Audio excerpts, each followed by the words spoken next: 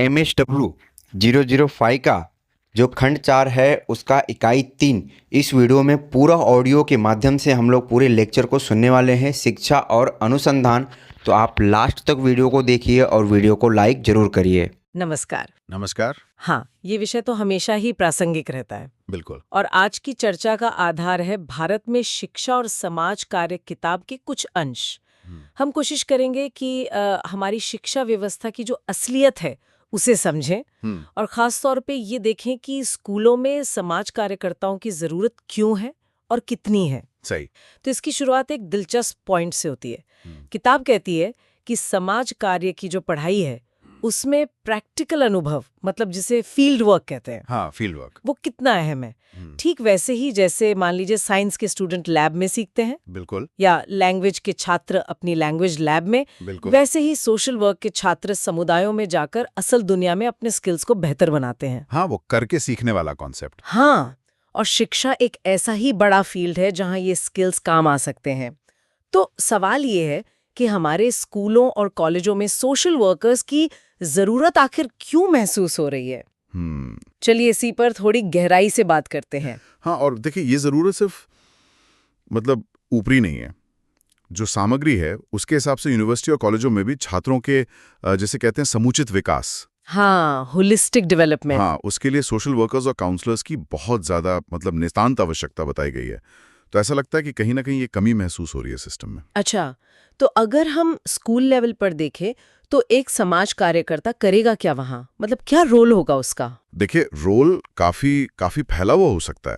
जैसे पहला काम तो उन बच्चों को पहचानना जिन्हें शायद पढ़ने लिखने में दिक्कत आ रही है, हाँ, या फिर वो स्कूल के माहौल में एडजस्ट नहीं कर पा रहे। फिर इन इश्यूज पर बच्चों से, उनके पेरेंट्स से और स्कूल के जो अधिकारी हैं, मैनेजमेंट है, उनसे बात करना। अच्छा, तो मतलब आइडेंटिफाई करना और बात करना नहीं, सिर्फ उतना नहीं, उससे आगे भी।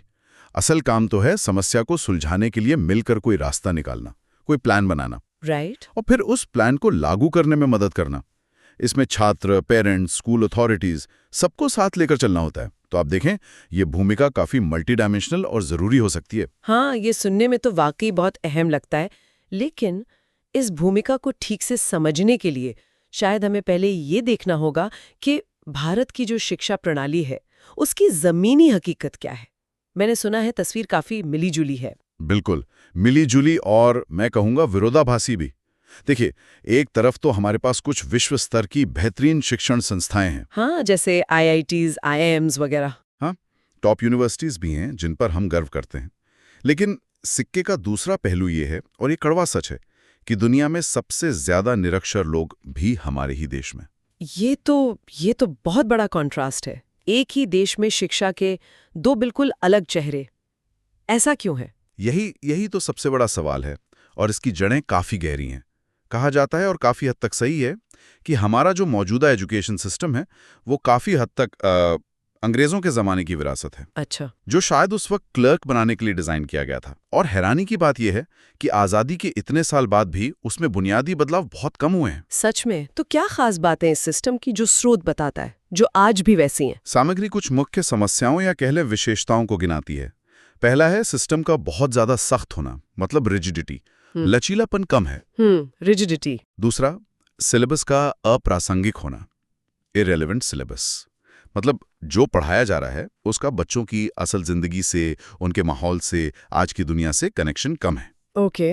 और इसके साथ ही एडमिशन का एक ही तरीका, सिंगल पॉइंट एंट्री। अगर आप एक खास उम्र या स्टेज पर नहीं घुस पाए तो फिर मुश्किल।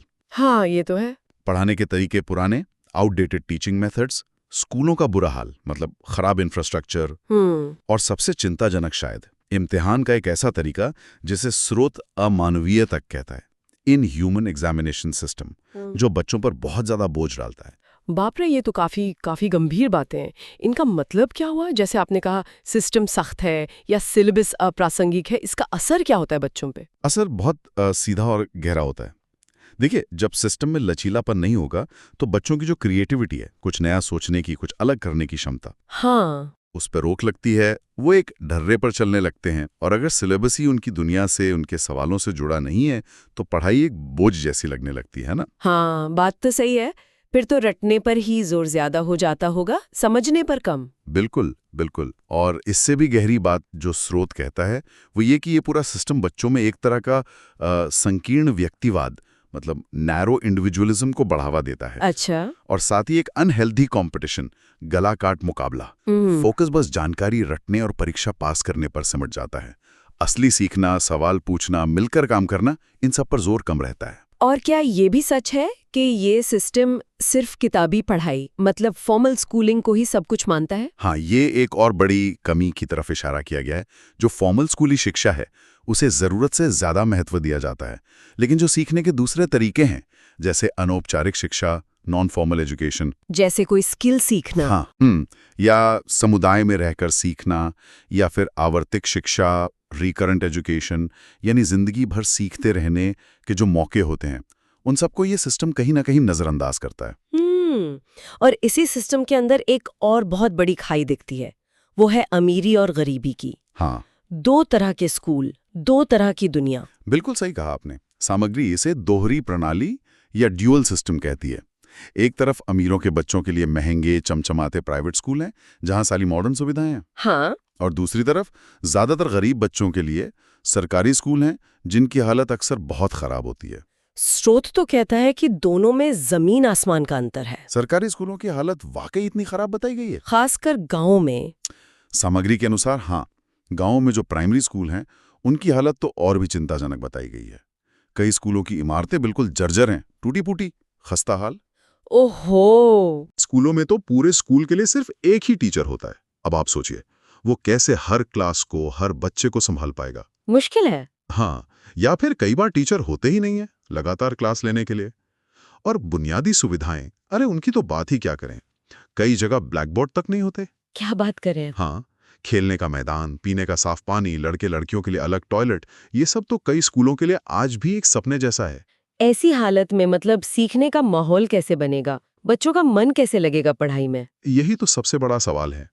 ये सिर्फ पढ़ाई का सवाल नहीं रह जाता, फिर ये बच्चों के मन पर, उनके पूरे विकास पर बहुत गहरा और नेगेटिव असर डालता है। और ये मुश्किलें सिर्फ इमारतों और सुविधाओं तक ही सीमित नहीं है, शायद कुछ मानवीय पहलू भी हैं, इंसानी बर्ताव से जुड़ी समस्याएं। हाँ, और ये पहलू शायद सबसे ज्यादा परेशान करने वाला है।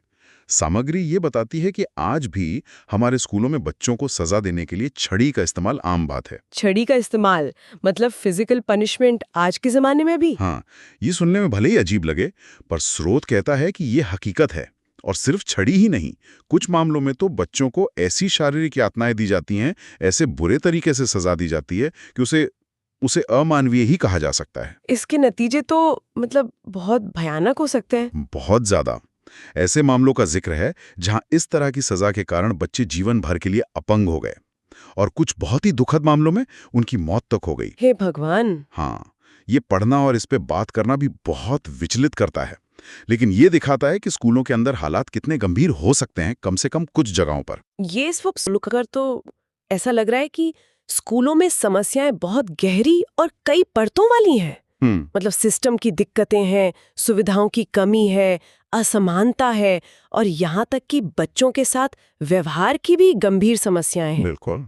और जैसा स्रोत खुद कहता है, ये तो सिर्फ एक झलक है, लेकिन ये झलक ही काफी है ये समझने के लिए कि चुनौतियां कितनी बड़ी और जटिल हैं। इसीलिए इन सब बातों को ध्यान में रखते हुए जो निष्कर्ष निकलता है वो बहुत साफ है। विद्यालयों में समाज कार्यकर्ताओं की सख्त जरूरत है। ये कोई ऑप्शनल चीज नहीं, बल्कि एक बुनियादी जरूरत बताई गई है। यानी एक ट्रेन्ड सोशल वर्कर इन सब उलझी हुई समस्याओं को सुलझाने में मदद कर सकता है, सिस्टम लेवल पे, बच्चों के लेवल पर। हाँ बिल्कुल, क्योंकि एक समाज कार्यकर्ता इन प्रणालीगत यानी सिस्टमिक, ढांचागत यानी स्ट्रक्चरल, और मानवीय यानी ह्यूमन इश्यूज को एक साथ देख सकता है, समझ सकता है। वो छात्र, टीचर, माता पिता और स्कूल एडमिनिस्ट्रेशन के बीच एक पुल का काम कर सकता है। वो बच्चों की जो अनकही दिक्कतें हैं उन्हें सुनकर उन्हें सही मदद दिलाने का रास्ता बना सकता है। वो स्कूल के माहौल को ज्यादा सपोर्टिव, ज्यादा पॉजिटिव बनाने में योगदान दे सकता है। हाँ, ये सब सुनने में तो बहुत लॉजिकल और जरूरी लगता है, लेकिन क्या असलियत में ऐसा हो रहा है? क्या स्कूलों में समाज कार्यकर्ता नियुक्त किए जा रहे हैं? यहीं पर एक कड़वी सच्चाई सामने आती है।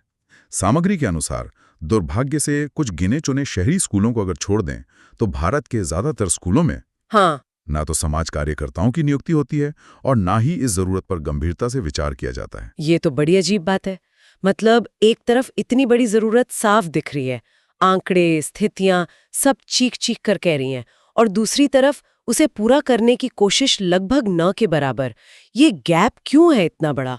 ये एक $1 मिलियन सवाल है। शायद इस पर नीति बनाने वालों को, शिक्षाविदों को और हम सबको समाज के तौर पर सोचने की जरूरत है। क्या हम इस जरूरत को पहचान नहीं पा रहे हैं, या पहचान कर भी अनदेखा कर रहे हैं, या फिर इसे लागू करने में कोई प्रैक्टिकल दिक्कतें हैं? कारण जो भी हो, ये फासला चिंताजनक तो है। तो आज की पूरी बातचीत को अगर हम समेटें तो हमने देखा कि कैसे समाज कार्य की पढ़ाई में फील्ड वर्क यानी प्रैक्टिकल अनुभव, थ्योरी और प्रैक्टिस को जोड़ने वाला एक अहम पुल है। हाँ, बिल्कुल।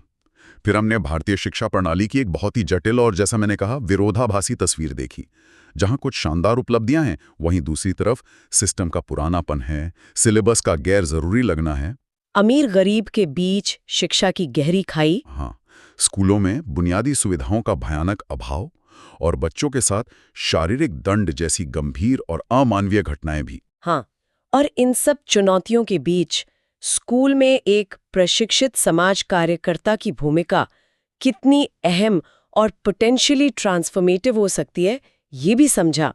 वो न सिर्फ समस्याओं को पहचान सकता है, बल्कि उन्हें सुलझाने में भी एक कैटलिस्ट का काम कर सकता है। सही बात है। भले ही अभी जमीनी हकीकत में स्कूलों में सोशल वर्कर्स लगभग न के बराबर हों, लेकिन इस चर्चा से ये बात तो बिल्कुल साफ उभर कर आती है कि उनकी जरूरत कितनी ज्यादा और वास्तविक है। वो सिर्फ बच्चों के सीखने के माहौल को ही नहीं सुधार सकते, बल्कि उनके मानसिक, भावनात्मक कल्याण और स्कूल को समुदाय से जोड़ने जैसे कई स्तरों पर सकारात्मक बदलाव ला सकते हैं। बिल्कुल।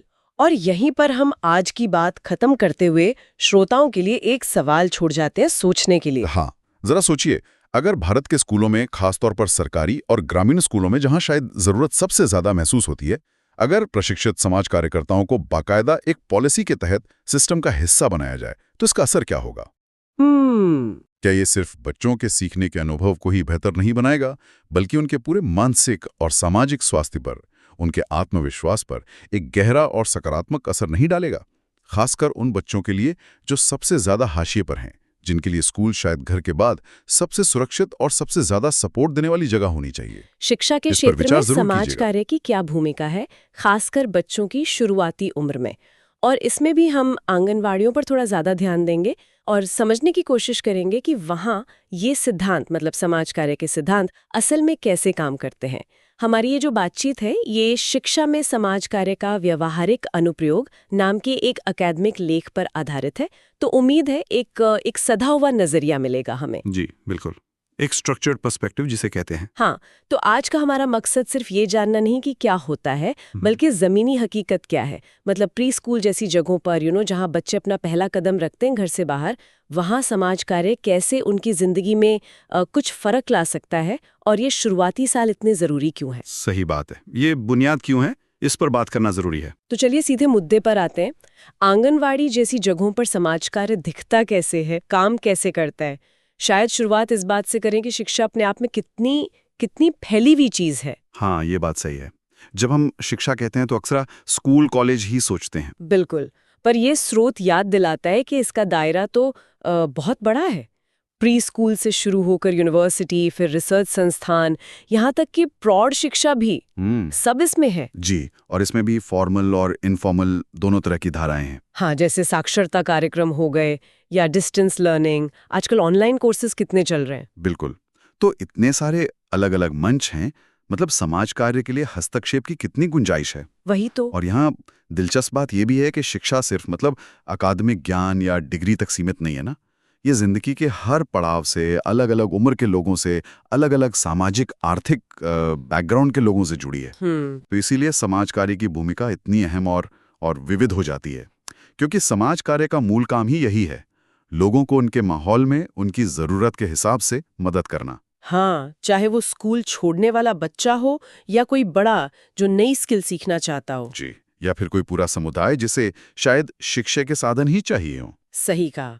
तो इस बड़े दायरे में से आज हम खास तौर पर प्री स्कूल पर फोकस करते हैं, मतलब 3 से 6 साल के बच्चे। इसमें आंगनवाड़ी तो है ही, साथ में बाल क्रीड़ा केंद्र या वो मोबाइल डे केयर होते हैं वो भी शामिल हैं। हाँ, और ये स्रोत बताता है कि आंगनवाड़ी वो भारत सरकार की जो योजना है ICDS, जी, इंटीग्रेटेड चाइल्ड डेवलपमेंट स्कीम। हाँ, उसका एक बहुत महत्वपूर्ण हिस्सा है। ये बच्चों के लिए उनके घर और फिर आगे जो प्राइमरी स्कूल आएगा उसके बीच एक पुल जैसा है। और ये पुल वाली बात बहुत गहरी है अगर आप सोचें। कैसे? देखिए, कई बच्चों के लिए आंगनवाड़ी घर के बाद पहली औपचारिक जगह होती है ना? हाँ, बिल्कुल। तो ये सिर्फ बच्चों को संभालने की जगह नहीं है। यहीं पर वे सीखते हैं कि दूसरों के साथ कैसे रहें, अपनी बारी का इंतजार कैसे करें, टीचर की बात कैसे सुनें, मतलब समाजीकरण का पहला पाठ। स्कूल के लिए तैयारी यहीं से शुरू होती है, मानसिक और भावनात्मक रूप से भी। तो ये उनके पूरे विकास की नींव रखने वाली जगह है। इसे सिर्फ एक खेलकूद सेंटर समझना, वो इसकी अहमियत को कम आंकना होगा। ये बात तो सोचने वाली है। अच्छा, अब अगर समाज कार्य की भूमिका पर आए, जी, तो स्रोत ये साफ करता है कि समाज कार्य के छात्र, मतलब जो इसकी पढ़ाई कर रहे हैं, वे सीधे आंगनवाड़ियों में जाकर काम कर सकते हैं। जी, या फिर जब वे किसी कम्युनिटी में फील्ड वर्क के लिए जाते हैं, तब आंगनवाड़ी के साथ जुड़ सकते हैं। और सबसे ज़रूरी बात जो इसमें कही गई है, वो ये है कि उन्हें आंगनवाड़ी कार्यकर्ताओं के साथ मिलकर काम करना होता है। हाँ, ये सहयोग, ये कोलैबोरेशन बहुत जरूरी है। आप सोचिए, एक तरफ आंगनवाड़ी कार्यकर्ता है जो ज्यादातर उसी समुदाय से होती हैं। उन्हें वहां के बच्चों, परिवारों, माहौल की गहरी समझ है। उनके पास जमीनी अनुभव है।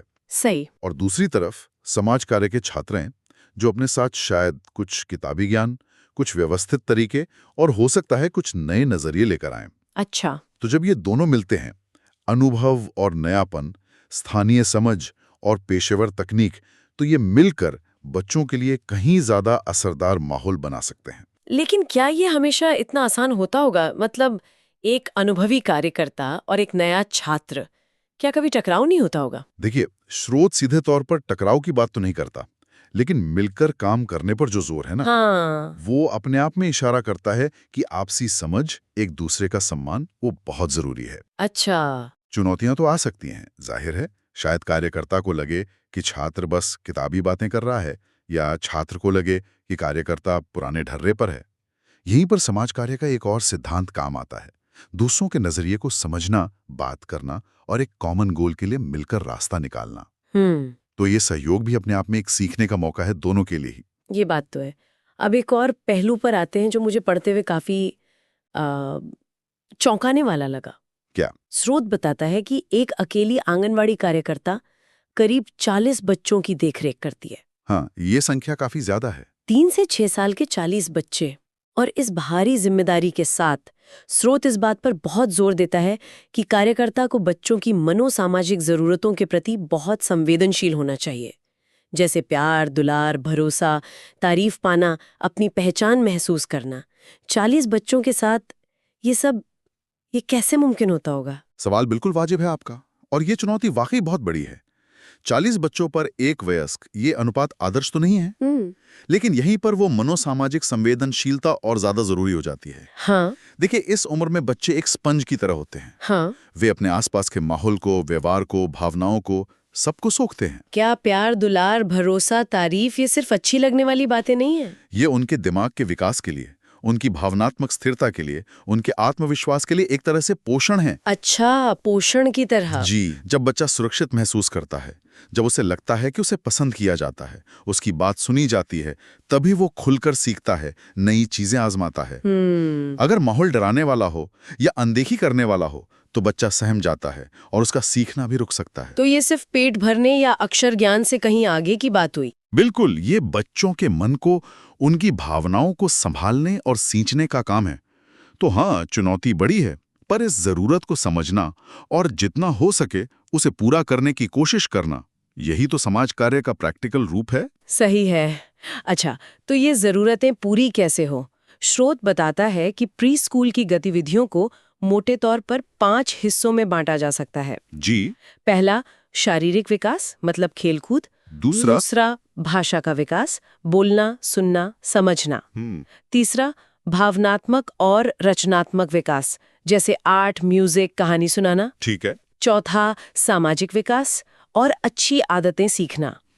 और 5वां, बौद्धिक विकास, सोचना, समझना, याद रखना।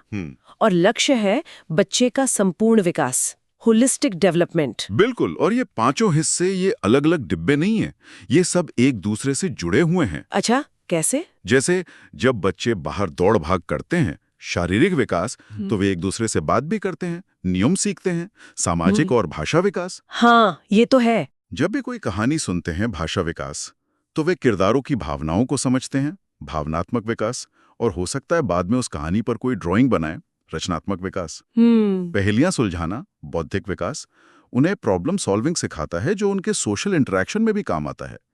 तो यहाँ एक बड़ा सबक ये है, जैसा आपने शुरू में भी इशारा किया था, कि हम अक्सर शिक्षा को, खासकर छोटे बच्चों की शिक्षा को, सिर्फ दिमागी कसरत समझ लेते हैं। हाँ, या अक्षर ज्ञान। बिल्कुल। पर यह स्रोत हमें याद दिलाता है कि बच्चे का दिल, दिमाग, शरीर और समाज से उसका रिश्ता, ये सब एक साथ बढ़ते हैं। किसी एक को छोड़कर हम बच्चे का भला नहीं कर सकते। तो ये पांचों पहलू जरूरी हैं।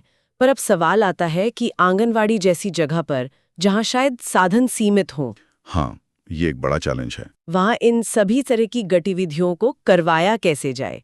यहीं पर स्रोत कुछ बहुत ही व्यवहारिक, मतलब जमीनी सुझाव देता है। और मुझे ये हिस्सा खास तौर पर पसंद आया, क्योंकि ये दिखाता है कि कैसे कम चीजों में भी बहुत कुछ हो सकता है। हाँ, ये हिस्सा वाकई समाज कार्य की आत्मा को छूता है। साधन संपन्नता, रिसोर्सफुलनेस और स्थानीयता। बताइए क्या सुझाव है? सबसे पहली बात तो ये कि खिलौने, कठपुतलियां, मास्क वगैरह बनाने के लिए महंगी चीजें खरीदने की जरूरत नहीं। अच्छा। आसपास जो मिले उसी का इस्तेमाल करें, जैसे रेत, चिकनी मिट्टी, गोल पत्थर, टहनियां। वाह। और तो और जो चीजें हम बेकार समझकर फेंक देते हैं, जैसे खाली टिन के डब्बे, पुराने अखबार, खाली माचिस की डिब्बियां, कपड़ों की कतरनें, उनसे भी कमाल की चीजें बन सकती हैं। बस थोड़ी कल्पना चाहिए। स्रोत इस कल्पना के इस्तेमाल पर बहुत जोर देता है। ये तो कमाल की बात है।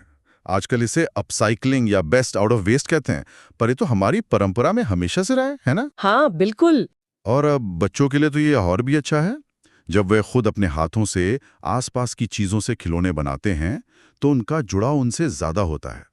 वे सीखते हैं कि हर चीज की कीमत होती है, और क्रिएटिविटी से साधारण चीजें भी खास बन सकती हैं।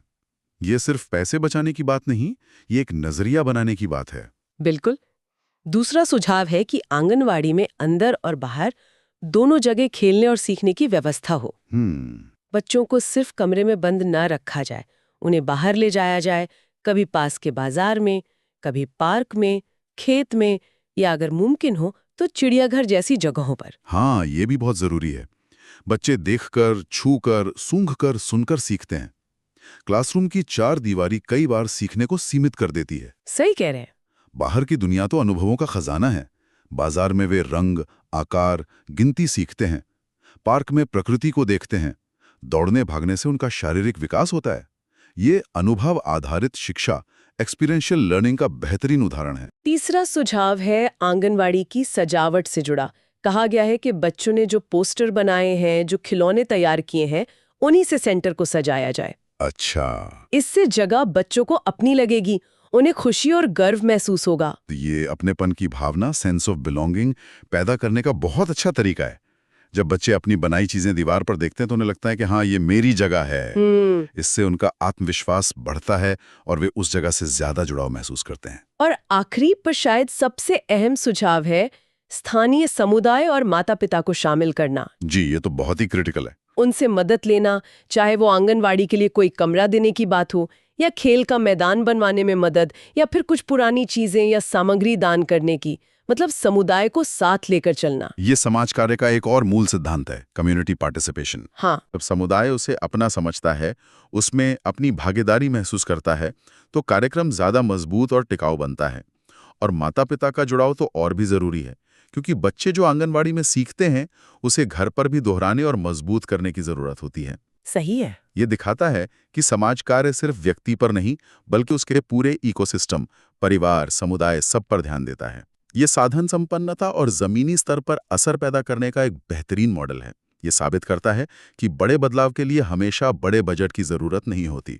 हाँ, बल्कि समझ, सहयोग और रचनात्मकता ज्यादा मायने रखती है। बिल्कुल। तो ये सारे सुझाव मिलकर एक तस्वीर बनाते हैं कि कैसे समाज कार्य के सिद्धांत जैसे व्यक्ति की गरिमा का सम्मान, उसकी ज़रूरतों को समझना, साधनों का रचनात्मक उपयोग और समुदाय के साथ मिलकर काम करना, ये सब आंगनवाड़ी जैसी जगह पर साकार हो सकते हैं।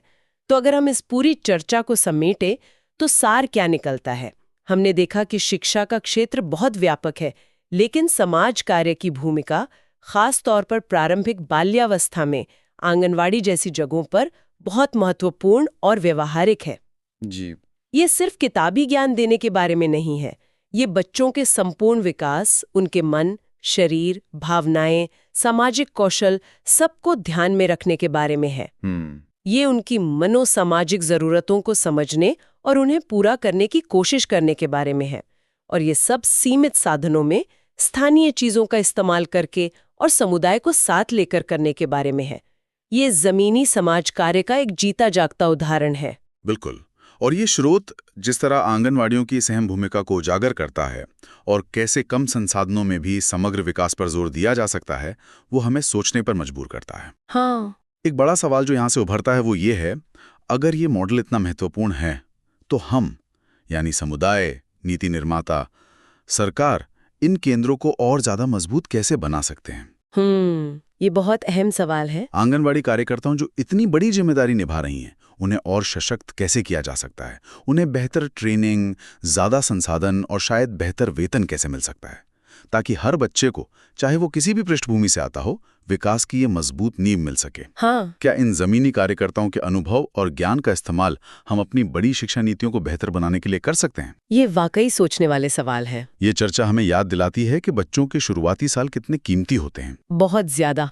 और उन सालों में समुदाय स्तर पर जो काम हो रहा है, भले ही वो अक्सर हमारी नज़रों से ओझल रहता हो, वो हमारे समाज के भविष्य के लिए कितना ज़्यादा मायने रखता है। विद्यालय समाज कार्य यानी school social work.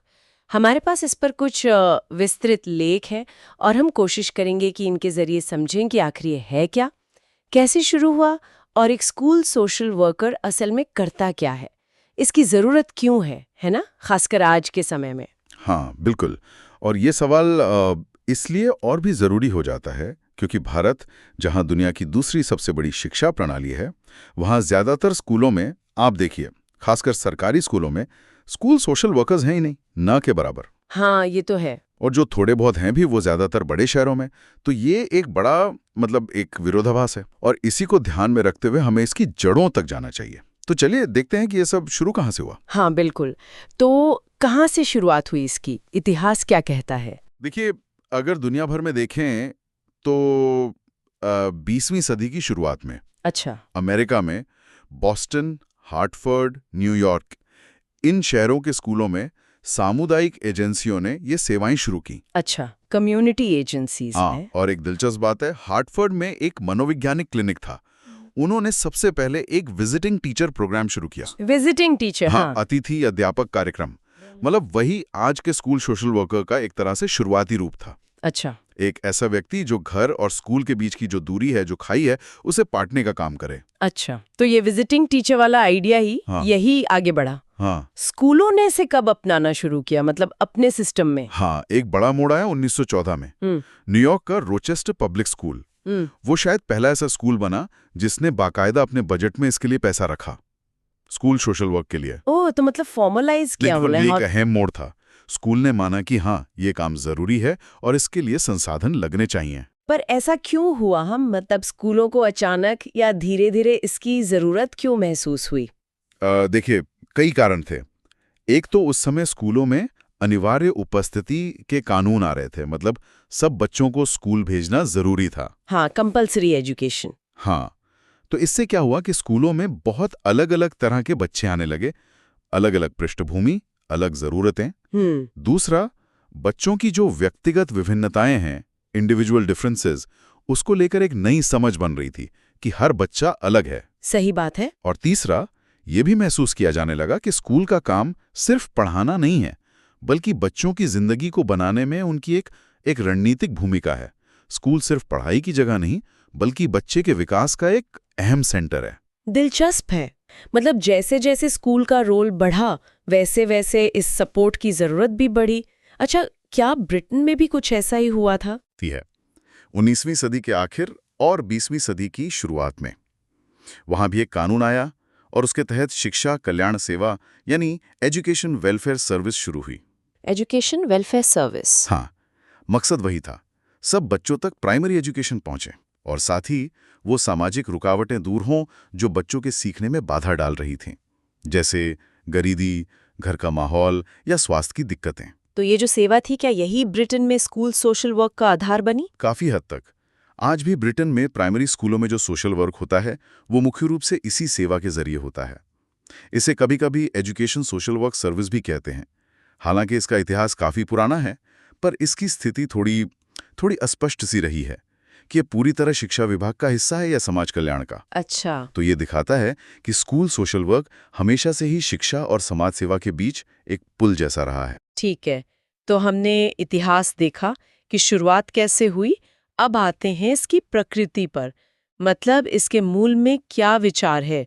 School social work आखिर करना क्या चाहता है? देखिए, स्कूल सोशल वर्क की जड़ में बुनियादी सोच ये है कि स्कूल की जिम्मेदारी सिर्फ अकादमिक पढ़ाई नहीं है, हाँ। बल्कि बच्चे के पूरे विकास में मदद करना है ताकि वो अपनी पूरी क्षमता तक, पोटेंशियल तक पहुंच सके। और सोशल वर्कर इसमें कैसे मदद करता है? सोशल वर्कर एक विशेषज्ञ के तौर पर स्कूल से जुड़ता है इसी मकसद से।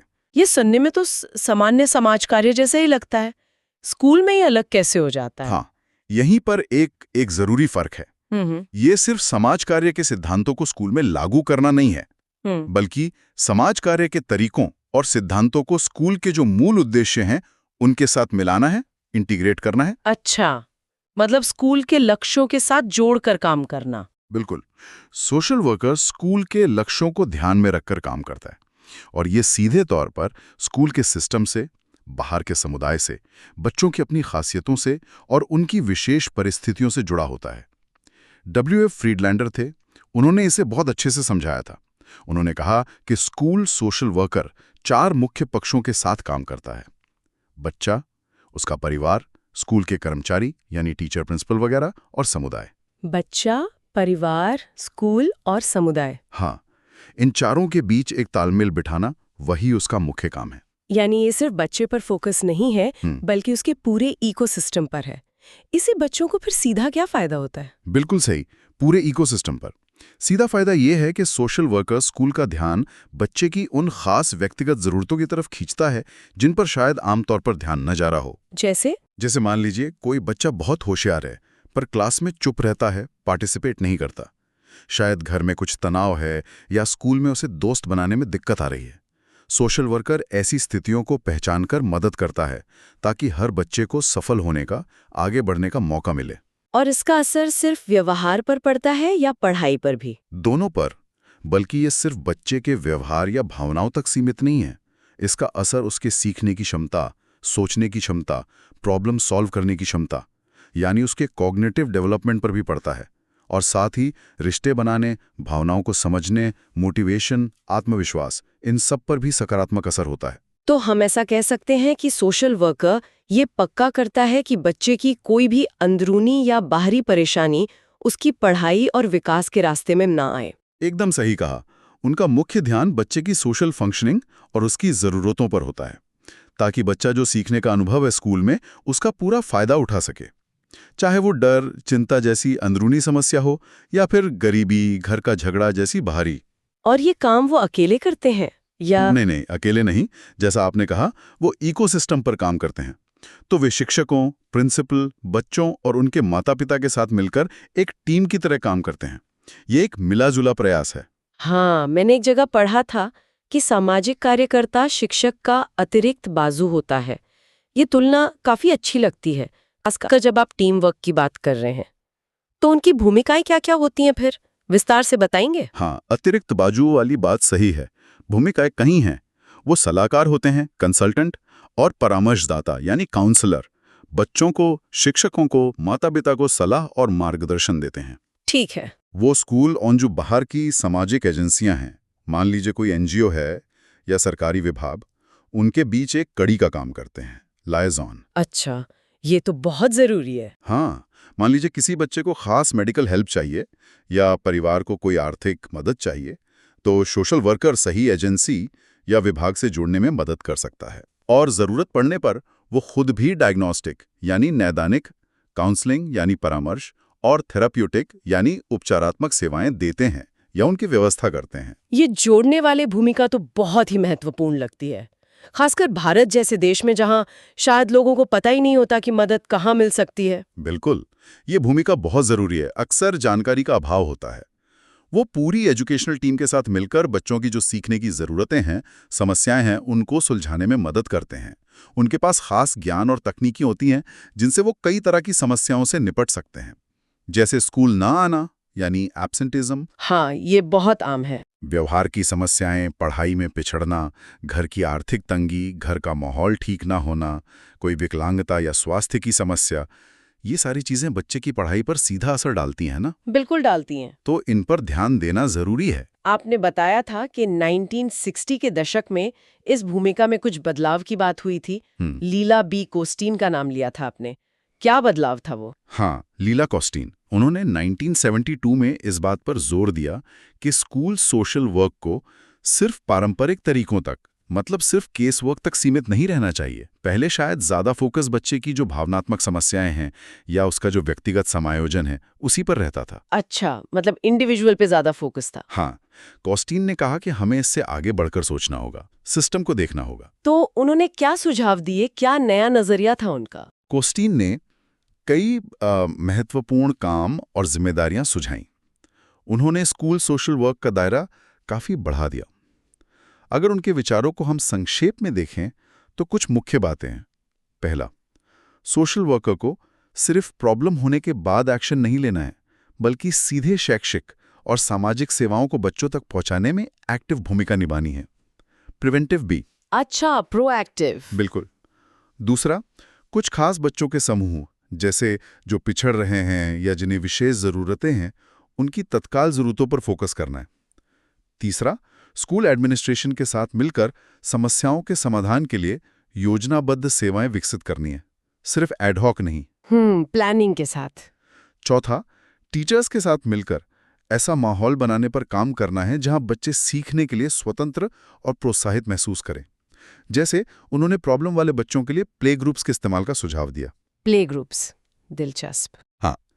पांचवा, सिर्फ बच्चों पर नहीं, बल्कि विद्यार्थियों, अभिभावकों और समुदाय के समूह को एक रचनात्मक ताकत के रूप में संगठित करना है, उनको एम्पावर करना है, ताकि वो खुद समाधान का हिस्सा बने। बिल्कुल। छठा, स्कूल, समाज कार्य और जो कानूनी व्यवस्था है उसके बीच रचनात्मक संबंध बनाने हैं, क्योंकि कई बार लीगल मदद की भी जरूरत पड़ती है। और सातवां, स्कूल में जो दूसरी विद्यार्थी सेवाएं हैं, जैसे गाइडेंस, काउंसलिंग, उनके बीच समन्वय, कोऑर्डिनेशन बनाना और लीडरशिप देना। वाह! तो कोस्टी ने तो इसे मतलब व्यक्तिगत समस्या समाधान से आगे बढ़ाकर एक ज्यादा सिस्टमिक, प्रिवेंटिव और कोलैबोरेटिव भूमिका बना दिया। ये तो बहुत बड़ा शिफ्ट था। बहुत बड़ा शिफ्ट था। बिल्कुल। उनके विचारों का सार यही था कि प्रॉब्लम सॉल्व करने के लिए इंडिविजुअल और ग्रुप दोनों तरीके जरूरी हैं। शिक्षक भी अक्सर सोशल वर्कर से सलाह लेकर क्लासरूम की मुश्किलों को बेहतर ढंग से संभाल सकते हैं, और जब जरूरत हो तो समुदाय की पूरी सपोर्ट व्यवस्था बच्चों और परिवारों के लिए उपलब्ध होनी चाहिए। और यहीं पर वो कड़ी वाली भूमिका फिर से आ जाती है। हाँ, फिर से मौजूदा सेवाओं और जरूरतमंदों को जोड़ना, क्योंकि जैसा आपने पहले कहा, अक्सर लोगों को पता ही नहीं होता कि मदद कहाँ है। सोशल वर्कर उस जानकारी के गैप को भरता है। ये सब सुन के तो लग रहा है कि ये काम बहुत ही चुनौतीपूर्ण है और इसके लिए तो खास तरह के ज्ञान और कौशल की जरूरत होगी। क्या योग्यताएं चाहिए होती हैं एक स्कूल सोशल वर्कर में? हाँ, बिल्कुल। ये एक स्पेशलाइज्ड काम है, सिर्फ दिल अच्छा होने से नहीं होता।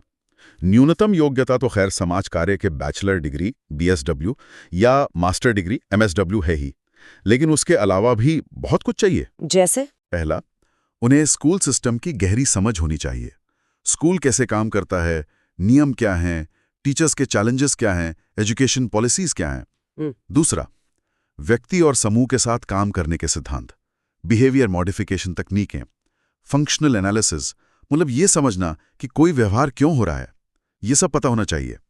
तीसरा, टीचिंग और कॉग्निटिव थ्योरीज की जानकारी जरूरी है, ताकि वो बच्चों की लर्निंग नीड्स का असेसमेंट कर सकें और सुधार के लिए सुझाव दे सकें। चौथा, लर्निंग डिसेबिलिटीज की अच्छी जानकारी और समझ, ये भारत में बहुत जरूरी है, जहां अक्सर इन पर ध्यान नहीं जाता, ताकि ऐसे बच्चों को पहचाना जा सके, उनकी मदद की जा सके। सही कहा। अच्छा। ग्रुप वर्क का कौशल, कैसे बच्चों के सोशल डेवलपमेंट, सोशलाइजेशन या स्किल सिखाने वाले ग्रुप चलाए जाएं। छठा, समुदाय की जानकारी, रिसोर्स मैपिंग और मध्यस्थता यानी मीडिएशन और पक्ष समर्थन यानी एडवोकेसी। ये स्किल्स बहुत जरूरी हैं। उन्हें पता होना चाहिए कि समुदाय में क्या संसाधन है और जरूरत पड़ने पर बच्चे या परिवार के हक के लिए कैसे आवाज उठानी है। एडवोकेसी। और सातवां, सबसे जरूरी, बेहतरीन कम्युनिकेशन स्किल्स, संवाद कौशल, क्योंकि उन्हें बच्चों, टीचर, पेरेंट्स, एडमिनिस्ट्रेशन, कम्युनिटी सबसे बात करनी है, सबके साथ प्रभावी ढंग से। ये तो वाकई एक बहुत ही व्यापक और मतलब डिमांडिंग स्किल सेट है। इसमें तो शिक्षा, मनोविज्ञान, समाज कार्य, सामुदायिक विकास सबके तत्व शामिल हैं। हाँ, बिल्कुल। ये एक मल्टी-डिसिप्लिनरी भूमिका है। इसीलिए एक ट्रेन्ड और क्वालिफाइड स्कूल सोशल वर्कर इतना असरदार हो सकता है। तो आज की इस पूरी बातचीत से ये बात तो एकदम साफ है कि स्कूल सोशल वर्क बच्चों की पढ़ाई के लिए, उनके भावनात्मक और सामाजिक विकास के लिए कितना ज्यादा जरूरी है। ये कोई सिर्फ एक एक्स्ट्रा चीज नहीं है, बल्कि ये तो स्कूल, घर और समुदाय के बीच वो पुल है जो बच्चों को उनकी पूरी क्षमता तक पहुंचने में मदद करता है। लेकिन जैसा हमने शुरू में कहा था, भारत में इसकी मौजूदगी बहुत ही कम है, खासकर सरकारी स्कूलों में, ग्रामीण इलाकों में, जहां शायद इसकी जरूरत सबसे ज्यादा हो। बिल्कुल।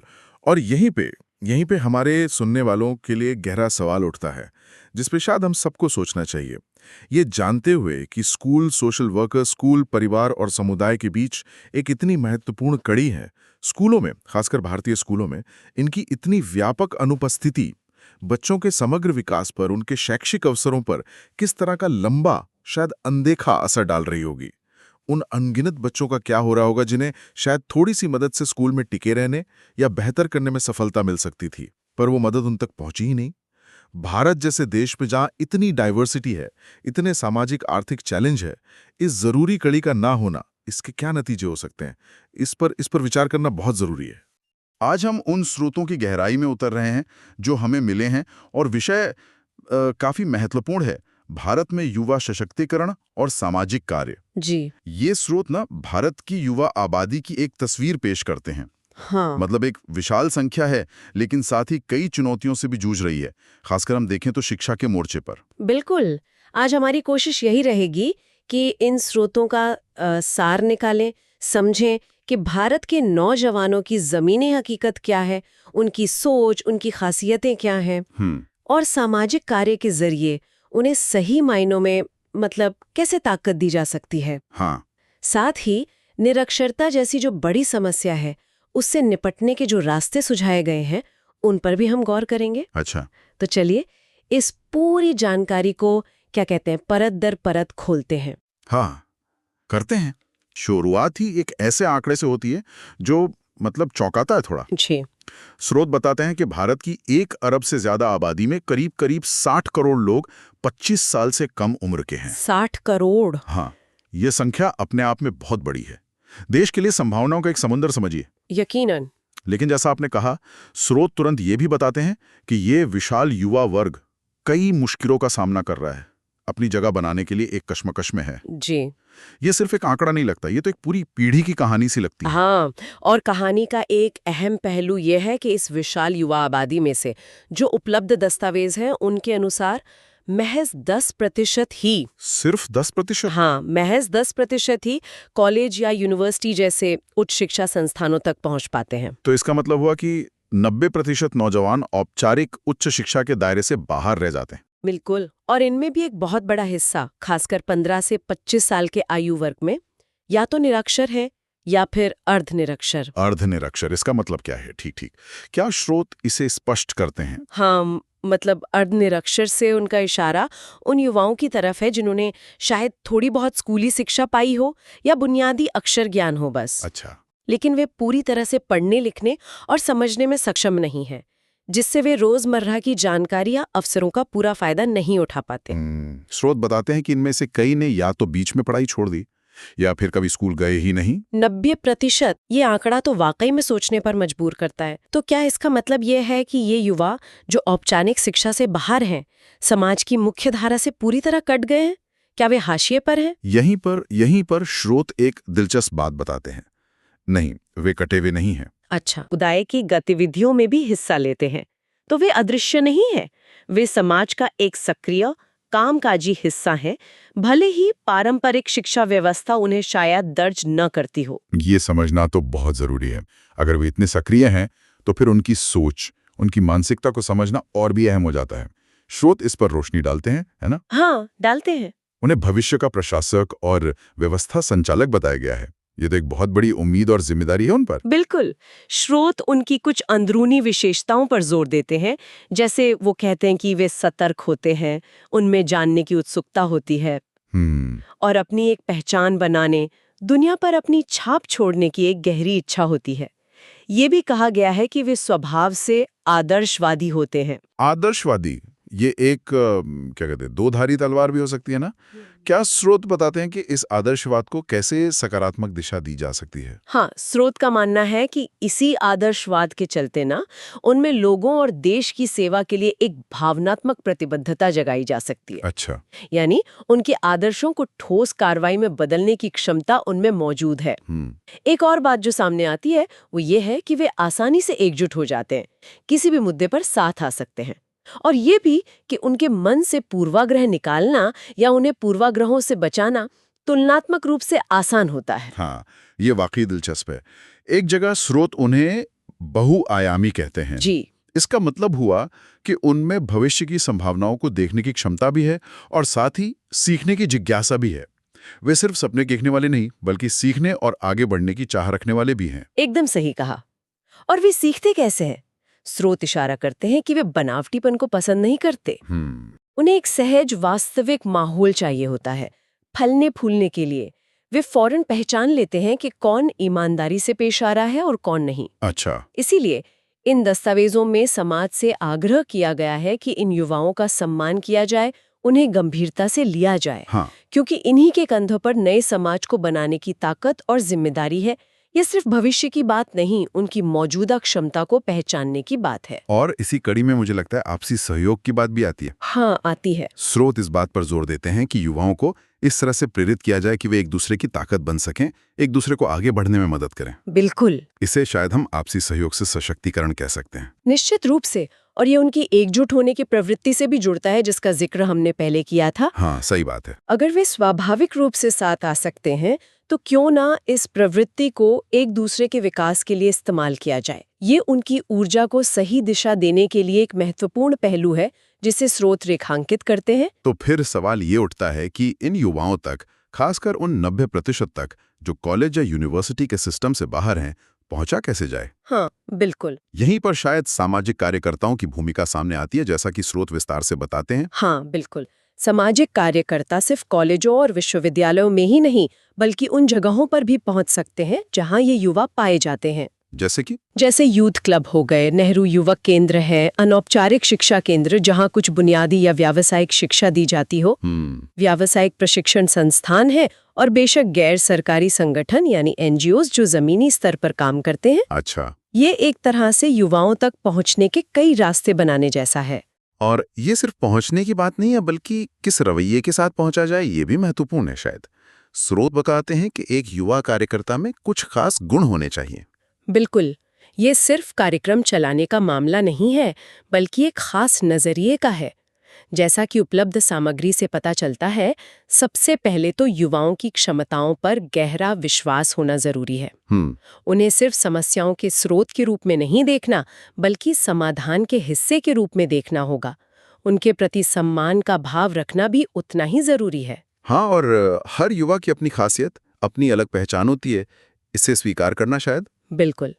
और उन्हें एक सकारात्मक माहौल देना जहां वे खुद को सुरक्षित महसूस करें और आगे बढ़ सकें, उनके विकास के लिए नए अवसर बनाना। और मुझे लगता है सबसे महत्वपूर्ण शायद एक भरोसे का रिश्ता कायम करना, जहां उनकी निजी बातें गोपनीय रखी जाएं। हाँ, गोपनीयता बहुत अहम है। स्रोत ये भी कहते हैं कि उनकी भावनाओं को समझना और उन्हें मान्यता देना जरूरी है। ये सिर्फ कौशल सिखाना नहीं, बल्कि उन्हें भावनात्मक रूप से भी सहारा देना है। ठीक है। यहाँ एक और दिलचस्प बात यह है कि स्रोत के अनुसार कार्यक्रम ऐसे नहीं होने चाहिए कि एक ही चीज सब पर लागू कर दी जाए। मतलब वन साइज फिट्स ऑल वाला हिसाब नहीं। हाँ, बिल्कुल नहीं, बल्कि वे युवाओं की शैक्षिक पृष्ठभूमि, उनकी जरूरतें और उनकी परिस्थितियों के हिसाब से ढाले जाने चाहिए। ये जरूरत आधारित दृष्टिकोण है, आप कह सकते हैं। इसका कोई उदाहरण है स्रोतों में कैसे ढाला जाए कार्यक्रमों को? हाँ, उदाहरण के तौर पर स्रोत बताते हैं कि चूंकि बहुत से युवा पहले से ही किसी न किसी काम में लगे होते हैं, तो उनके लिए व्यावसायिक कौशल प्रशिक्षण मतलब वोकेशनल स्किल ट्रेनिंग बहुत फायदेमंद हो सकता है। अच्छा। इससे न केवल उनके मौजूदा हुनर बेहतर होंगे या वे नए हुनर सीखेंगे, बल्कि उनकी आमदनी भी बढ़ सकती है, उनका आर्थिक स्तर सुधर सकता है। यह तो बहुत व्यवहारिक बात हुई। और स्रोत एक और पहलू पर ध्यान दिलाते हैं कि इस उम्र के बहुत से युवा या तो शादी करने वाले होते हैं या शादीशुदा होते हैं। बिल्कुल, इसलिए परिवार नियोजन की जानकारी सहित परिवार जीवन शिक्षा यानी फैमिली लाइफ एजुकेशन को भी कार्यक्रमों का एक अहम हिस्सा माना गया है। ये दिखाता है कि सामाजिक कार्य सिर्फ आर्थिक या शैक्षिक मुद्दों तक ही सीमित नहीं है, बल्कि युवाओं के जीवन के व्यक्तिगत और सामाजिक पहलुओं को भी संबोधित करता है। तो ये एक काफी क्या कहते हैं समग्र यानी होलिस्टिक नजरिया लगता है। हाँ है, और स्रोत युवा कार्यक्रमों के संभावित घटकों की एक काफी विस्तृत सूची भी देते हैं जो इस समग्रता को दर्शाती है। क्या क्या है उस सूची में? देखिए, पहला सामान्य शिक्षा, जिसमें जरूरत पड़ने पर बुनियादी साक्षरता भी शामिल है। ठीक है। दूसरा, व्यावसायिक प्रशिक्षण, जैसा हमने अभी कहा। तीसरा, परिवार जीवन शिक्षा, के जीवन में थोड़ा रस घोलें। हाँ, वो भी जरूरी है। बिल्कुल। छठा, समाज सेवा या राष्ट्रीय विकास के कामों में उनकी भागीदारी। सातवां, सामाजिक जागरूकता और नागरिकता प्रशिक्षण, ताकि वे अपने समाज और देश के मुद्दों को समझें और एक जिम्मेदार नागरिक बने। और आठवां, स्वास्थ्य और पोषण से जुड़ी शिक्षा। तो ये सूची दिखाती है कि युवाओं के जीवन के लगभग हर जरूरी पहलू को छूने की कोशिश की जानी चाहिए। ये वाकई एक बहुत व्यापक खाका है, लेकिन इतनी सारी कोशिशों के बावजूद स्रोत एक बहुत बड़ी चुनौती पर हमारा ध्यान वापस खींचते हैं, जिसका जिक्र हमने शुरू में भी किया था, भारत में निरक्षरता। हाँ, वो तो है। आंकड़ा भयावह है। दुनिया की सबसे बड़ी निरक्षर आबादी भारत में है, करीब 35 करोड़ लोग। स्रोत स्पष्ट करते हैं कि सिर्फ स्कूलों वाली औपचारिक शिक्षा इस विशाल समस्या से निपट नहीं सकती। गए ही नहीं या बहुत पहले छोड़ चुके हैं। तो इसीलिए इन दस्तावेजों में अनौपचारिक शिक्षा के विकल्पों पर जोर दिया गया है और पुरुषों व महिलाओं दोनों के लिए प्रौढ़ शिक्षा मतलब अडल्ट एजुकेशन की जरूरत बताई गई है। अच्छा। ये सिर्फ बच्चों को पढ़ाने का सवाल नहीं है, बल्कि उन वयस्कों तक पहुंचने का है जो पीछे छूट गए हैं। और इसी से जुड़ा एक और महत्वपूर्ण विचार आता है सतत शिक्षा का, यानी कंटिन्यूइंग एजुकेशन। इसका क्या मतलब और ये क्यों जरूरी है? सतत शिक्षा का सीधा सा मतलब है जो लोग मेहनत करके साक्षर बने हैं उन्हें दोबारा निरक्षरता के अंधेरे में जाने से रोकना। ओह, ऐसा भी होता है? हाँ, अक्सर होता है कि अगर नए सीखे हुए अक्षर ज्ञान का लगातार इस्तेमाल ना हो या पढ़ने के लिए सामग्री ना मिले तो लोग धीरे धीरे सब भूल जाते हैं। स्रोत इसे कहते हैं कहीं वे निरक्षर बनने की भूल न कर बैठे। तो सतत शिक्षा ये सुनिश्चित करती है कि नव साक्षर लोग अपने पढ़ने लिखने के कौशल को बनाए रखें, उसे और बेहतर करें और उसका अपने जीवन में उपयोग कर सके। ये तो बहुत ही जरूरी बात है। मतलब साक्षरता हासिल करना एक पड़ाव है, उसे बनाए रखना और आगे बढ़ाना असली चुनौती है। बिल्कुल। तो सामाजिक कार्य के विद्यार्थी इस पूरी प्रक्रिया में मतलब निरक्षरता मिटाने और सतत शिक्षा में क्या भूमिका निभा सकते हैं? क्या स्रोत इस पर कुछ ठोस सुझाव देते हैं? हाँ, स्रोत कुछ बहुत ही व्यवहारिक कदम सुझाते हैं, जैसे कि बताइए। वे अपने आसपास के इलाकों में निरक्षरता की स्थिति जानने के लिए सर्वेक्षण कर सकते हैं। इससे पता चलेगा कि जरूरत कहाँ और कितनी है। ठीक। वे लोगों को, खासकर वयस्कों को, साक्षरता कक्षाओं में आने के लिए प्रेरित कर सकते हैं, उनके मन का संकोच दूर कर सकते हैं। जागरूकता फैलाने के लिए नुक्कड़ नाटक, रैलियां, गीत, पोस्टर जैसे तरीकों का इस्तेमाल करके एक माहौल बना सकते हैं। क्रिएटिव तरीके। हाँ, और सबसे बढ़कर वे खुद स्वयं सेवक शिक्षक के रूप में वॉलंटियर टीचर के तौर पर काम कर सकते हैं और अलग अलग जगहों पर युवाओं, पुरुषों और महिलाओं के समूहों को पढ़ा सकते हैं। अच्छा। वे पढ़ाने के लिए आसान और दिलचस्प सामग्री जैसे प्राइमर या चार्ट्स वगैरह तैयार करने में भी मदद कर सकते हैं। और सतत शिक्षा के लिए वे नव साक्षरों को पढ़ने के लिए आसान किताबें या अखबार उपलब्ध करा सकते हैं, छोटे पुस्तकालय चला सकते हैं और उनकी प्रगति पर नजर रखकर उन्हें प्रोत्साहित कर सकते हैं। तो ये सिर्फ साक्षरता दर के आंकड़े बढ़ाने की बात नहीं लगती, बल्कि जमीनी स्तर पर एक स्थायी बदलाव लाने की कोशिश है, जिसमें सामाजिक कार्य के छात्र एक अहम भूमिका निभा सकते हैं। बिल्कुल। और अगर हम इसे बड़ी तस्वीर से जोड़कर देखें तो साक्षरता सिर्फ अक्षर पहचानना या लिखना भर नहीं है। हाँ, जैसा कि स्रोत इशारा करते हैं, ये जानकारी तक पहुंचने का दरवाजा है, बेहतर मौकों की चाबी है और आखिरकार ये सशक्तिकरण की पहली सीढ़ी है। निरक्षरता से लड़ना असल में सीधे सीधे युवा सशक्तिकरण के लक्ष्य से जुड़ा हुआ है। तो आज की इस पूरी बातचीत का सार क्या निकलता है? इन स्रोतों से जो तस्वीर उभरती है वो काफी साफ है।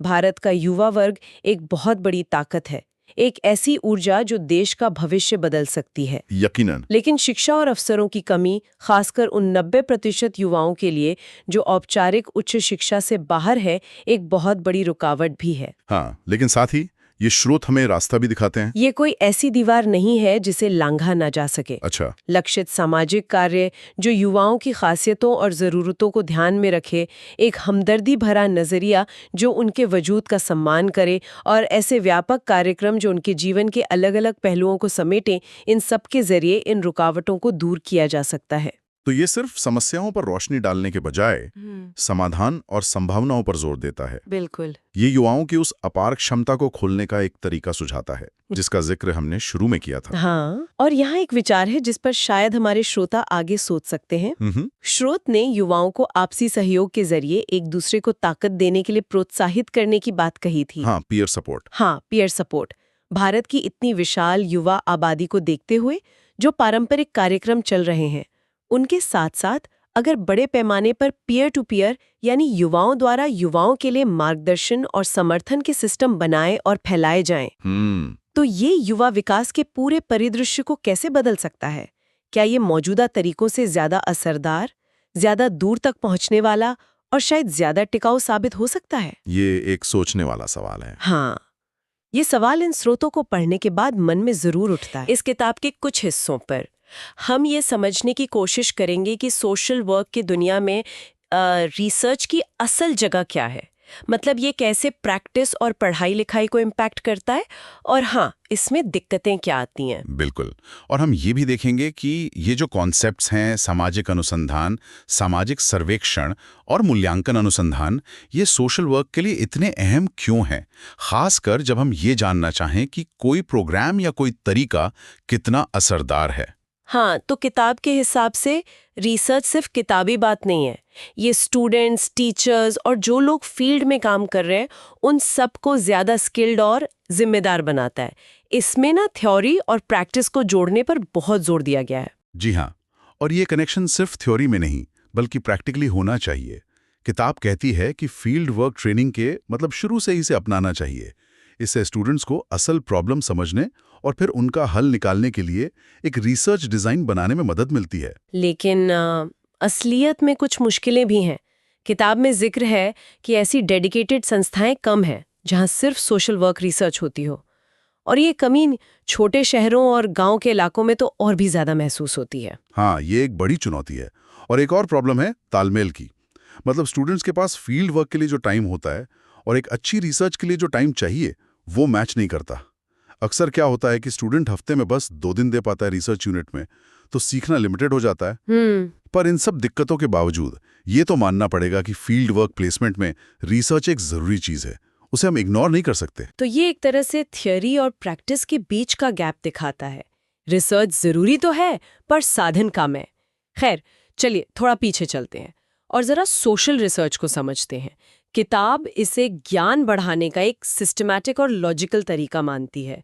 जॉर्ज लुंडबर्ग का जिक्र है, जिन्होंने साइंटिफिक मेथड के 3 स्टेप्स बताए थे: सिस्टमैटिक ऑब्जर्वेशन, क्लासिफिकेशन और फिर डेटा की व्याख्या। हाँ, और यहाँ दिलचस्प बात यह है कि सोशल रिसर्च इंसानी बर्ताव से जुड़ी है, और वो तो बहुत ही कॉम्प्लेक्स चीज है। मतलब कई परतें हैं उसमें। ये फिजिकल साइंस जैसा नहीं है कि आप लैब में कुछ टेस्ट कर लें। यहाँ सब्जेक्ट हम खुद हैं, सोचने वाले एक्टिव इंसान। तो इसका सीधा असर डेटा पर पड़ता होगा? वो हमेशा नंबर्स में नहीं होता क्या? बिल्कुल सही कहा। सोशल डेटा अक्सर क्वालिटेटिव होता है, मतलब लोगों के अनुभव, उनकी राय, उनके एहसास, इनको हमेशा नंबर्स में फिट करना मुश्किल होता है। और इसी वजह से सोशल रिसर्च के जो नतीजे निकलते हैं, उनकी सटीकता या कह लें कि उनकी प्रामाणिकता वो फिजिकल साइंस जैसी पक्की नहीं हो पाती, क्योंकि इंसानी भावनाओं को पूरी तरह से नापना तो मुमकिन नहीं है। थोड़ी सब्जेक्टिविटी तो रहती ही है। अच्छा, तो अगर ये सामान्य सामाजिक अनुसंधान है, तो फिर समाज कार्य अनुसंधान मतलब सोशल वर्क रिसर्च इससे कैसे अलग है? इसका कोई खास मकसद है? देखिए, सोशल वर्क रिसर्च एक तरह से सोशल रिसर्च का ही एक प्रैक्टिकल रूप है। इसका मेन फोकस उन प्रॉब्लम्स पर होता है जो सीधे सीधे सोशल वर्क प्रैक्टिस से जुड़ी हैं। ये प्रॉब्लम्स को एक प्रोफेशनल सोशल वर्कर के नज़रिए से देखता है, और इसका मकसद होता है ऐसे तरीके, डेटा और समझ बनाना जो सीधे फील्ड वर्क में काम आ सकें। ये सिर्फ ज्ञान बढ़ाने के लिए नहीं, बल्कि उसे लागू करने के लिए है। यानी इसका फोकस ज्यादा प्रैक्टिकल सॉल्यूशंस पर है। इसके मुख्य काम क्या माने जा सकते हैं फिर? हाँ बिल्कुल, इसका झुकाव प्रैक्टिकल साइड पर ज्यादा है। इसके कई जरूरी काम हैं। एक तो ये फील्ड वर्क के लिए एक साइंटिफिक नजरिया और सिस्टमैटिक तरीका देता है। दूसरा, ये वो नॉलेज बनाता और टेस्ट करता है जिसकी जरूरत सोशल वर्कर्स को अपने काम में होती है। और तीसरा, ये किसी प्रोग्राम को चलाने या सोशल चेंज लाने के लिए जो जरूरी जानकारी और डेटा चाहिए वो जुटाता है। सीधे शब्दों में कहें तो ये प्रैक्टिस को ज्यादा असरदार और एविडेंस बेस्ड बनाने में मदद करता है। किताब सोशल वर्क रिसर्च के दायरे को भी काफी बड़ा बताती है। 4 हिस्सों में बांटा गया है इसे। पहला तो है इंडिविजुअल्स या फैमिलीज या छोटे ग्रुप्स का बर्ताव, उनकी पर्सनैलिटी और उनकी प्रॉब्लम्स की स्टडी। बिल्कुल। दूसरा है जो सर्विसेज दी जा रही हैं, उनकी क्या खासियतें हैं, लोगों ने कितना यूज कर रहे हैं और उनके नतीजे क्या आ रहे हैं, इसकी स्टडी।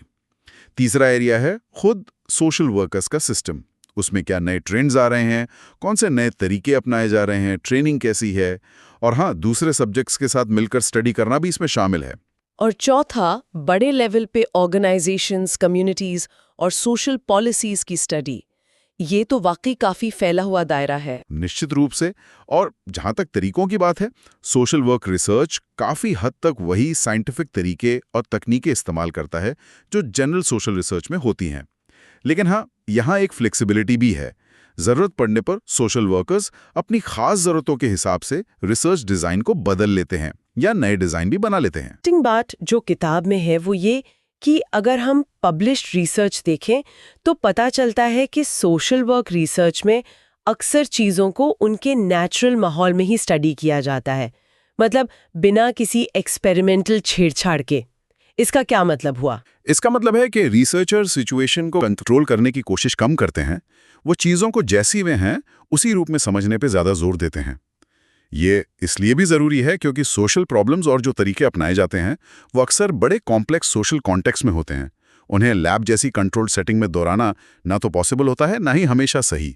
असल जिंदगी की जो पेचीदगियां हैं उन्हें समझना यहाँ ज़्यादा ज़रूरी हो जाता है। अच्छा, अब अगर हम इंडिया की बात करें तो किताब के हिसाब से यहाँ सोशल वर्क रिसर्च की हालत कुछ बहुत अच्छी नहीं है।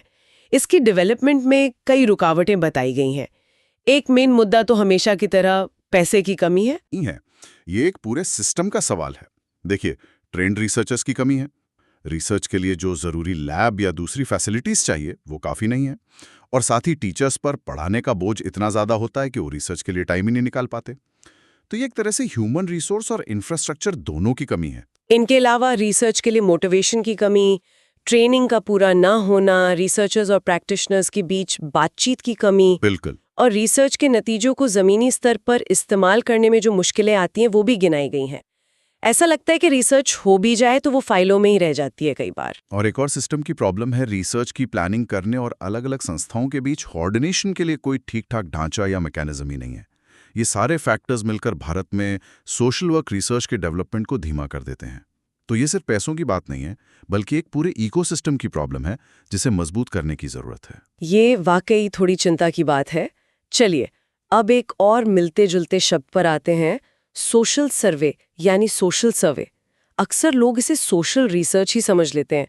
किताब बताती है कि ये ज़रूरतें समझने का एक तरीका है और हाइपोथेसिस बनाने और टेस्ट करने दोनों में काम आ सकता है। पर ये सोशल रिसर्च से अलग कैसे है? हाँ, ये जुड़े हुए जरूर हैं, पर एक नहीं है। देखिए, इनमें एक बड़ा फर्क है उनके मकसद और दायरे का।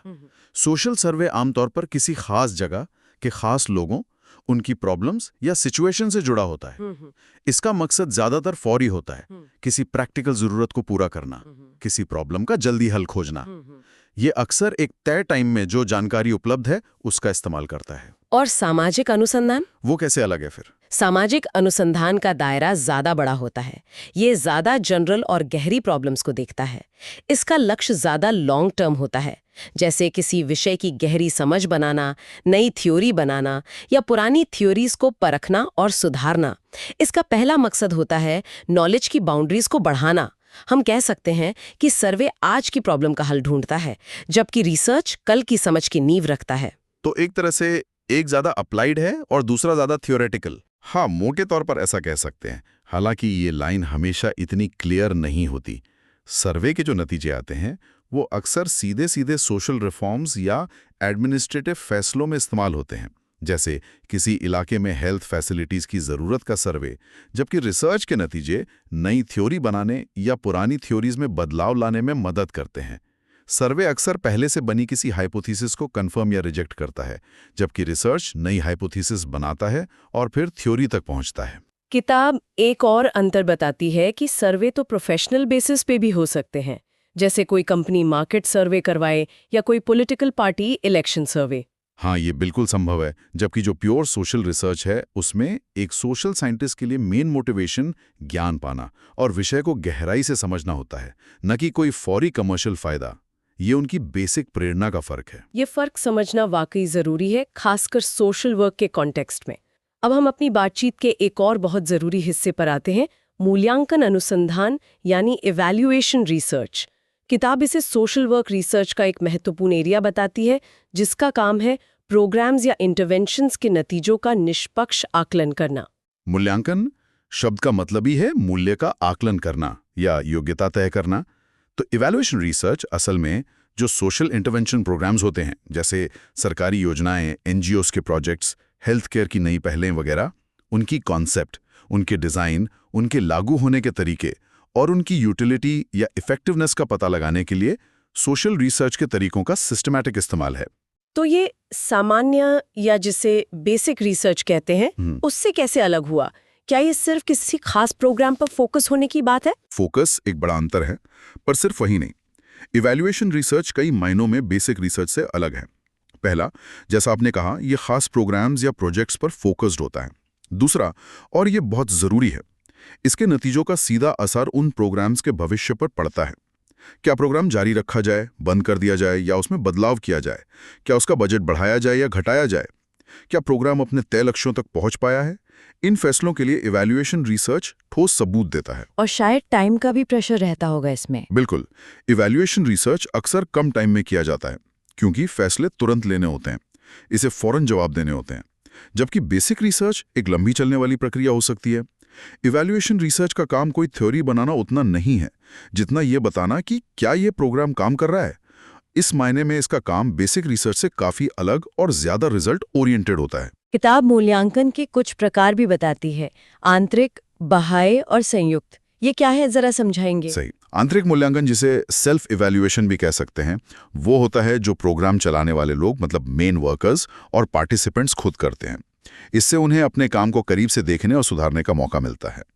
बाह्य मूल्यांकन में एजेंसी या संगठन से बाहर के एक्सपर्ट्स मूल्यांकन करते हैं। माना जाता है कि वो ज्यादा ऑब्जेक्टिव और निष्पक्ष हो सकते हैं और उनके पास खास टेक्निकल एक्सपर्टीज भी हो सकती है। और संयुक्त में फिर दोनों का मिक्सचर होता होगा। हाँ, संयुक्त मूल्यांकन में बाहरी एक्सपर्ट्स और संगठन के लोग मिलकर काम करते हैं, ताकि बाहरी एक्सपर्टीज और अंदरूनी समझ दोनों का फायदा मिल सके। लेकिन यहाँ एक जरूरी बात ध्यान में रखनी चाहिए, जैसा कि किताब भी कहती है, हर तरह का मूल्यांकन अनुसंधान नहीं होता। अच्छा, इसका क्या मतलब हुआ?